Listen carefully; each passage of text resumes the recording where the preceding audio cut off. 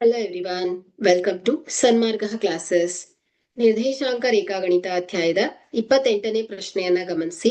ಈ ಕೆಳಗಿನ ಬಿಂದುಗಳು ಯಾವ ಚತುರ್ಥಕ ಅಥವಾ ಅಕ್ಷದ ಮೇಲೆ ಇರುತ್ತದೆ ಬರೆಯಿರಿ. ಸೊ -3,5, 2, -2, -3, 0, -4, -6. ಸೊ ಇಲ್ಲಿ x ಮತ್ತು y ಅಕ್ಷ ಏನ್ ಮಾಡುತ್ತೆ, ಸಮತಲವನ್ನ 4 ಭಾಗಗಳನ್ನಾಗಿ ವಿಂಗಡಿಸುತ್ತೆ. ಸೊ ಮೊದಲನೇ ಚತುರ್ಥಕದಲ್ಲಿ XY ಧನಾತ್ಮಕವಾಗಿರುತ್ತೆ, ಎರಡನೇ ಚತುರ್ಥಕದಲ್ಲಿ x ಋಣಾತ್ಮಕವಾಗಿರುತ್ತೆ, y ಧನಾತ್ಮಕವಾಗಿರುತ್ತೆ, ಮೂರನೇ ಚತುರ್ಥಕದಲ್ಲಿ 2 ಋಣಾತ್ಮಕವಾಗಿರುತ್ತೆ, ನಾಲ್ಕನೇ ಚತುರ್ಥಕದಲ್ಲಿ x ಧನಾತ್ಮಕವಾಗಿದ್ರೆ y ಋಣಾತ್ಮಕವಾಗಿರುತ್ತೆ. ಸೊ ಹಾಗಾದ್ರೆ ಇಲ್ಲಿ ಮೊದಲನೇದಾಗಿ -3,5. ಸೊ ಅಂದ್ರೆ ಏನಾಗಿದೆ, ಇಲ್ಲಿ x ಋಣಾತ್ಮಕವಾಗಿದೆ, y ಧನಾತ್ಮಕವಾಗಿದೆ. ಸೊ ಅಂದ್ರೆ ಮೈನಸ್ ಪ್ಲಸ್.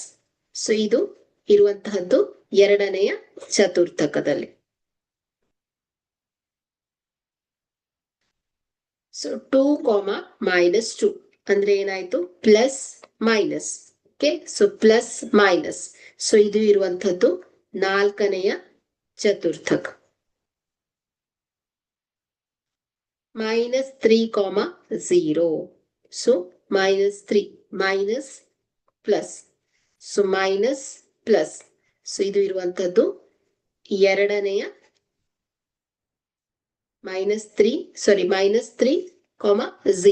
ಅಂದ್ರೆ ಇದು x ಅಕ್ಷದ ಮೇಲಿದೆ ಅಲ್ವಾ. ಸೊ ಮೈನಸ್, ಇಲ್ಲಿ y ಏನಾಗಿದೆ ಹೇಳಿ, 0 ಆಗ್ಬಿಟ್ಟಿದೆ ಅಲ್ವಾ. ಸೊ y ಅಂಶ 0 ಆಗಿದೆ. ಸೊ ಇದೇನಾಗಿದೆ ಹೇಳಿ, -3, 0 ಅಂದ್ರೆ ಸೊ ಇಲ್ಲಿ ಬರುತ್ತೆ.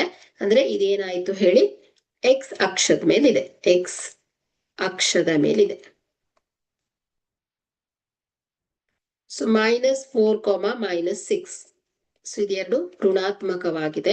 ಸೊ ಹಾಗಾಗಿ ಎರಡು ಋಣಾತ್ಮಕವಾಗಿರುವಂತದ್ದು ಮೂರನೆಯ ಚತುರ್ಥಕ.